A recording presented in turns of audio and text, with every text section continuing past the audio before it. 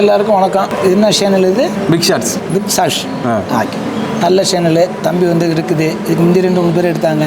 தம்பி இப்போ பெரிய பக்த கொடிகள், எத்தனையோ கேமராமேன் இருக்காங்க, எதோ செய்கிறாங்க, இப்படியெல்லாம் சம்பாதிக்கிறாங்க. தம்பி இந்த விஷயத்தில் கோயில் விஷயமாக பார்த்து எந்தெந்த ஊர் போய் எல்லா கோயிலையும் எடுத்து பக்தி வளரணுங்கிற ஒரு நோக்கத்தில், அதுவும் சின்ன வயசாக இருந்தாலும் பக்தி வளரணும், பக்தி மார்க்கம் நெறி தவறாமல் போகணும், ஒழுக்கம் இருக்கணும், இளைஞர்கள் முற்போக்கு சிந்தனையோடு வாழணும், நல்லா உழைக்கணும், சம்பாதிக்கணும், நல்லா இருக்கணும் அப்படிங்கிற நோக்கத்தில் ஆன்மீகத்தை பின்பற்றி எத்தனையோ ஆண்டு காலங்கிறாங்க, எத்தனையோ யுகங்கிறாங்க. அது நம்மளுக்கு தெரியாது. நம்மளுக்கு தெரிஞ்சதெல்லாம் இந்த 2004 நம்ம முழுசாக பார்க்கல. நம்மளுக்கு தெரிஞ்சது ஒரு 50-52 இப்படி தான் தெரியும். இருந்தாலும் இந்த சின்ன வயசில் பக்தி மார்க்கத்தில் உள்ளுக்கு நுழைஞ்சி அடியார்களை பார்த்து, சித்தர்களை பார்த்து, ஏய்களை பார்த்து, உத்தம புருஷர்களை பார்த்து, கோயில் கட்டினவங்களை பார்த்து, இல்லை பாலடைஞ்ச கோயிலாக இருந்துச்சுன்னா அதை கட்ட சொல்லி நிறைய தம்பி விஷயம் செஞ்சுக்கிட்டு இருக்கு. தம்பி பேர் அரவிந்த். நிறைய செஞ்சுக்கிட்டு இருக்கு. அதுக்கு ஒரு நன்றி. எங்கள் தென் திருவண்ணாமலை அண்ணாமலை சார்பில் ஒரு நன்றி. உங்கள் சேனல் மேலும் வளரணும். இந்த கோயிலுக்கு தம்பி இன்னைக்கு என்ன கேட்குது அப்படின்னா, இந்த கோயில் எப்படி வளர்ந்துச்சு, எப்போ வளர்ந்துச்சு, என்ன காரணம்னு கேட்குது. அது என்ன காரணம், எப்படி வளர்ந்துச்சு அப்படிங்கிறதெல்லாம் நமக்கு தெரியாது. 1300 ஆண்டுகள் பழமை வாய்ந்தது தென் திருவண்ணாமலைன்னு சொல்கிறாங்க. அந்த தென் திருவண்ணாமலையை எப்படி கண்டுபிடிச்சாங்கன்னா, இதை பூஜை புனஸ்காரம் அனுஷ்காரம் இதெல்லாம் நிறைய நடந்துக்கிட்டு இருந்திருக்கு.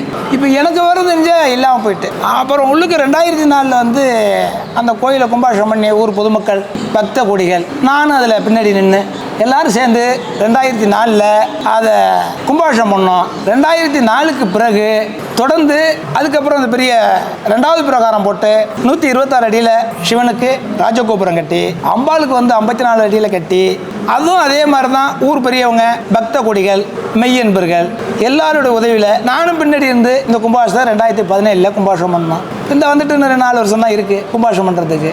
இது வந்து பழமையான கோயில். இது பேர் அண்ணாமலைநாதர், உண்ணாமலையம்மன். சாங்கிரத்தில் சொல்லுவாங்க அருணாச்சலேஸ்வர் அபித குஞ்சாபான்னு சொல்லுவாங்க. பழமை வாய்ந்த கோயில், பாலடைஞ்சு கிடந்துச்சு. எல்லா பொதுமக்களும் சேர்ந்து தான் இந்த கோயிலை கட்டினாங்க. நானும் இங்கே தான் இருக்கிறேன். 1300 வருஷம் ஆகுது அப்படின்னு தொல்பொருத்துறையிலேருந்து சொன்னாங்க. ஹெச்ஆர்என்ஸ் போர்ட் கோயில் இது. இருந்தாலும் இந்த இவ்வளோ பெரிய மண்டபத்தை கட்டி எல்லாம் பண்ணி பூச புனஸ்காரம்லாம் நடந்துகிட்டு இருக்கு. இது பாண்டிய மன்னன் கூன் பாண்டியனால் கட்டப்பட்டது அப்படிங்கிறாங்க. கூன் பாண்டியன் கட்டையில் சமணமாக சைவமான இருக்கையில் சைவம் வென்றதுக்கு காரணம் மதுரை ஆண்ட அரசி, பாண்டிய அரசி மங்கையரசி. அவர் வீட்டுக்காரருக்கு உடல்நல முடியாததுனால 4 ஒருத்தரை கூப்பிட்டு அந்த வெப்ப நோயை தீர்க்க சொன்னதுனால வெப்ப நோய் தீர்ந்து போயிடுச்சு. அவர் வாக்குக்கு இணங்க நேராக நீ திருவண்ணாமலை போயிட்டு உன்னோட நேர்த்திக்கடனை செஞ்சுட்டு வா, இன்னும் நல்லா இருப்பேன், மதுரை அமோகமாக இருக்கும், நல்லா வாழும், சந்தோஷமாக இருக்கும் அப்படின்னு அவர் சொல்லியிருக்காரு. திருவண்ணாமலைக்கு சொல்லியிருக்காரு. அங்கேருந்து ஆனைப்படை குதிரைப்படை படைசூழ மன்னர் இப்படி வந்திருக்காரு. இப்போ வந்து ஆம்பலாப்பட்டினம் இருக்க ஊர் ஆம்பலா காடுன்னு இருந்திருக்கு. ஆம்பலா காடு பலாமரங்களும் பசு கூட்டங்களும் அல்லி மலர்களும் நிறைந்த சிற்றூர் ஆம்பலாப்பட்டு அப்படின்னு தமிழில் சொல்கிறாங்க, அகராதியில் சொல்கிறாங்க. அதுக்கு தான் ஆம்பலாப்பட்டுன்னு சொல்கிறது. மருவி இப்போ ஆம்பலாப்பட்டம் வந்துட்டு இங்கே வந்துக்கிட்டு இருக்கல. இந்த காட்டு வழியே இங்கே நைட்டு தங்கியிருக்காங்க. நீங்கள் அங்கே வர வேண்டாம், அண்ணாமலையாரே இங்கே காய்ச்சி கொடுத்து நீ இங்கேயே கோயில் கட்டு, உன்னோட பக்தியை நான் வச்சுக்கிறேன் அப்படின்னு சொல்லிட்டு அன்னைக்கே விடிஞ்ச உடனே ராஜா இங்கேயே முடிவு பண்ணி 3 குளம் வெட்டி, பிரம்ம தீர்த்தம், விஷ்ணு தீர்த்தம், சிவ தீர்த்தம் 3 குளம் நேர்கோட்டில் இருக்கும். அதுக்கப்புறம் இந்த கோயிலை கட்டியிருக்காங்க. கட்டி இந்த கோயிலுக்கு கும்பாபிஷேகம் பண்ணி சீரஞ்சன படம் நடந்துக்கிட்டே இருந்திருக்கு. இப்போ இடைக்காலத்தில் வழிபாடுகள் விட்டு போட்டு அப்புறம் எப்பயாவது பண்ணுவாங்க. இப்போ வழிபாடு என்னன்னு கேட்டால் கார்த்திகை தீபம் தான் ஃபேமஸ். ஆமாம், தைப்பூசத்துக்கு ஒரு 5000 to 20000 பேருக்கு சாப்பாடு போடுவாங்க, பக்தர்கள் வருவாங்க. கார்த்திகை தீபம் மிக சிறந்தது. அதுக்கப்புறம் அன்னாபிஷேகம், அன்னாபிஷேகத்துக்கு அன்னதானம் ஃபுல்லாக இருக்கும். அதுக்கப்புறம் சித்ரா பௌர்ணமி, வைகாசி விசாகம், அங்கிட்டு பார்த்தீங்கன்னா முருகனுக்கு கிருத்திகை, முருகனுக்கும் இங்கே ஃபேமஸ் நடந்துகிட்டு இருக்கும். அந்த தைப்பூசத்துக்கு முருகனுக்கு தான் நடக்கும். இந்த பக்கம் பார்த்தீங்கன்னா விநாயகருக்குள்ள பூஜை அத்தனையும் நடந்துகிட்டு இருக்கு. சதுர்த்திக்கும் ஆமாம், முருகனுக்குள்ள பூஜை அத்தனையும் நடந்துகிட்டு இருக்கு. இங்கே இருக்கிறதுல நம்ம ஏரியாவிலேயே சொர்ண பைரவி உமையால மடியில் அமர்ந்து மேற்கு முகமாக காட்சி கொடுத்துட்டு இருக்காங்க. அதை காட்சி கொடுத்துட்டு இடத்துல இங்கே வர்றவங்களுக்கு காலத்தை கையில் வச்சிருக்கவர் பைரவர் தான். அந்த கால பைரவர் என்ன சொல்கிறாரோ அதுதான் கிரகம் கேட்கும், நவகிரகங்களும் அதான் கேட்கும். அந்த நவகிரகம் என்ன சொல்லுதோ அதை தான் பஞ்சபூதமும் கேட்கும். நீதி அரசர்கள். அதனால இந்த இடத்துல தீராத கடன் தீர்க்கும் தென் திருவண்ணாமலைன்னு சொல்றது. தீராத கடன் தீர்க்கும் தென் திருவண்ணாமலை.